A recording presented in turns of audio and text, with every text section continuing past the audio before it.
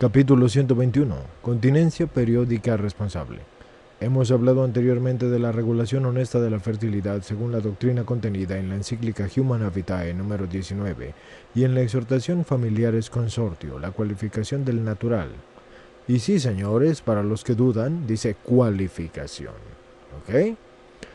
Que se atribuye a la regulación moralmente recta de la fertilidad siguiendo los ritmos naturales. Humana Vitae 16. Se explica con el hecho de que el relativo modo de comportarse corresponde a la verdad de la persona y consiguientemente a su dignidad, una dignidad que por naturaleza afecta al hombre. Y en cuanto al ser racional y libre, el hombre como ser racional y libre puede y debe releer con perspicacia el ritmo biológico que pertenece al orden natural. Puede y debe adecuarse a él para ejercer esa paternidad y maternidad responsable que, de acuerdo con el designio del Creador, está inscrita en el orden natural de la fecundidad humana. El concepto de la regulación moralmente recta de la fertilidad no es sino la relectura del lenguaje del cuerpo en la verdad de los mismos ritmos naturales inminentes, en las funciones generadoras que pertenecen a la verdad objetiva del lenguaje que las personas interesadas deberían releer en su contenido objetivo pleno. Hay que tener presente que el cuerpo habla, y no solo con toda la expresión externa de su masculinidad y feminidad.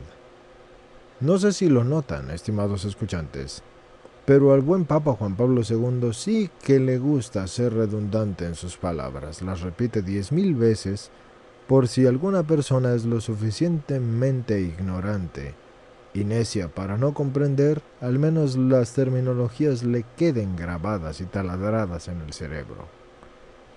Porque desde que estamos leyendo este libro, o más bien ustedes escuchando y yo leyendo, señores, estos términos, entre otros, en todas las disertaciones del Papa se han repetido más de 50 veces.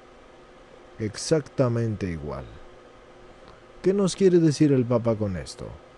Pongan atención, hagan caso, no sean tontos, grábenselo. Continuando con la lectura. Sino también con las estructuras internas del organismo de la reactividad somática y psicosomática. Todo ello debe de tener el lugar que le corresponde en el lenguaje con que dialogan los cónyuges en cuanto a personas llamadas a la comunión en la unión del cuerpo.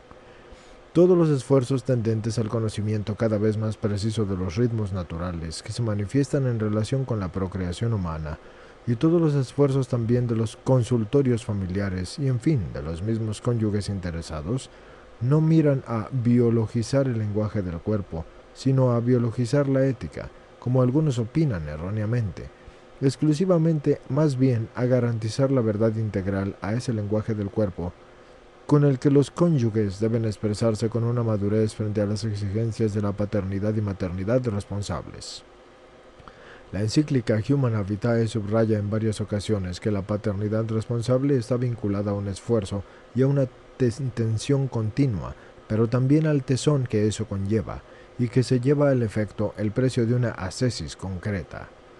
En la Humana Vitae 21 está dicho, estas y otras expresiones semejantes hacen ver que en el caso de la paternidad responsable, y evidentemente maternidad responsable, ya que nos referimos a ambos padres, o sea, de la regulación de la fertilidad moralmente recta, se trata de lo que es el bien verdadero de las personas humanas y de lo que corresponde a la verdadera dignidad de las personas.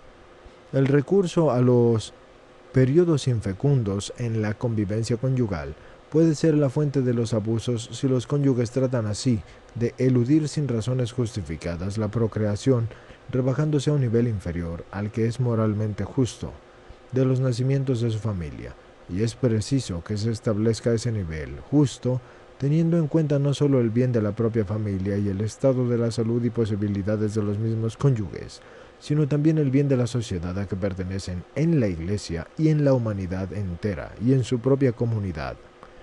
La encíclica Humana Vitae presenta la paternidad responsable, y de nuevo hago hincapié en que me refiero a ambos padres, como expresión de un alto valor ético. De ningún modo va enderezada unilateralmente a la limitación, y menos aún a la exclusión de la prole, porque supone también la disponibilidad a acoger una prole más numerosa, sobre todo según la encíclica Humana Vitae.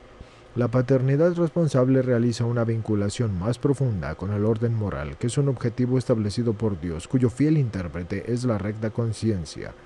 Humanae Vitae 10. Para los que no lo sepan, estimados escuchantes, les hago una aclaración. La conciencia que se da al hombre, e incluso a los malditos que suelen ya no escucharla porque son pecadores empedernidos, se le sigue dando porque es la potencia de la comunicación del Espíritu Santo a través de los ángeles y sobre todo de su ángel custodio, y cuando no, a través del Espíritu Santo. Así que sí, con toda la expresión y el respeto que se merecen ustedes, la conciencia siempre los va a joder cuando hagan el mal, y no les va a decir nada cuando hagan el bien. Ese es su trabajo. Continuando con la lectura. La verdad de la paternidad y maternidad responsable y su realización va unida a la madurez moral de la persona, y es aquí donde muy frecuentemente se manifiesta la divergencia entre aquello a que la encíclica atribuye explícitamente el primado y aquello a lo que se da a este primado en la mentalidad corriente. En la encíclica se pone en primer plano la dimensión ética del problema, subrayando el papel de la virtud y de la templanza rectamente entendida en el ámbito de la dimensión.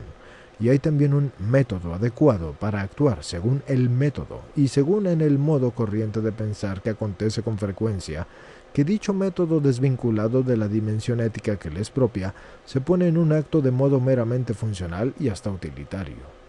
Separando el método natural de la dimensión ética, se deja de percibir la diferencia existente entre este y otros métodos, llamados medios artificiales, y se llega a hablar de él como si se tratara solamente de una forma diversa de anticoncepción. Desde el punto de vista de la auténtica doctrina expresada en la encíclica Humanae Vitae, es importante por consiguiente presentar correctamente el método a que alude dicho documento en la Humanae Vitae 16, y es importante sobre todo el profundizar en la dimensión ética, en cuyo ámbito, por ser natural, asume el significado del método honesto moralmente recto. Y por ello, en el marco de este análisis, nos va a convenir dedicar la atención principalmente a lo que afirma la encíclica sobre el tema del dominio de uno mismo y sobre la continencia. Sin una interpretación penetrante de este tema, no vamos a llegar al núcleo de la verdad moral, ni tampoco al núcleo de la verdad antropológica del problema. Y ya se ha hecho notar anteriormente que las raíces de este problema se hunden en la teología del cuerpo, y es esta, cuando pasa a ser como debe la pedagogía del cuerpo, la que constituye en realidad el método moralmente honesto de la regulación de la natalidad, entendido en su sentido más profundo y más pleno. Expresado a continuación los caracteres de los valores específicamente morales de la regulación natural y de la natalidad, y es decir, honesta, o sea, moralmente recta, el autor de la Humanae Vitae se expresa así.